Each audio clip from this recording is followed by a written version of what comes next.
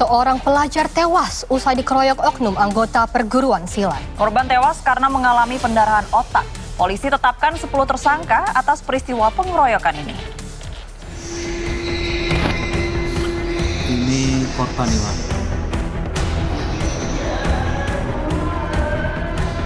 Diajar.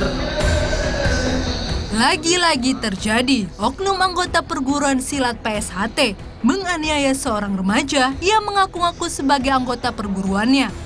Aksi penganiayaan terekam kamera pengawas. Korban Alvin Syafi Ananta dikeroyok di sebuah lapangan wilayah Karangploso, Kabupaten Malang, 6 September lalu. Akibat pengeroyokan ini, korban mengalami koma dan dirawat di rumah sakit. Setelah jalani perawatan selama 6 hari, korban akhirnya meninggal dunia akibat pendarahan otak dan memar pada paru-paru. Melihat korban memasang status di WhatsApp, ia mengaku sebagai anggota perguruan silat. Salah satu tersangka meminta klarifikasi terhadap korban. Salah satu tersangka ditanyain maksud dan tujuannya apa mengupdate status WA karena korban itu bukan dari anggota perguruan silat.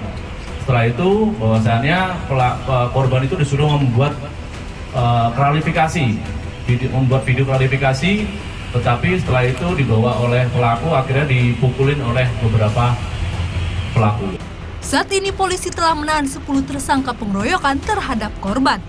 Dari 10 pelaku, 4 tersangka dinyatakan dewasa dan 6 diantaranya di bawah umur. Masih ada kemungkinan tersangka bertambah. Sebelumnya, tangis kesedihan menyelimuti keluarga Alvin. Sang ayah masih tak percaya anaknya harus meninggal dengan cara menyedihkan. Alvin menderita pendarahan hebat di kepala belakang, luka parah di tangan dan kaki, luka lebam di sekujur tubuh hingga luka dalam di bagian lambung dan paru-paru. Alvin ini ada tekanan karena yang diberitakan di media itu Alvin katanya pakai baju kaos PSHT seperti itu kan. Setelah itu kan ada teman yang namanya Saldini satu kelas, mungkin itu dia tersinggung, dia merasa anak PSHT. Alvin diklarifikasi, ditanya kamu benar-benar PSHT apa enggak? Enggak, Alvin benar enggak PSHT.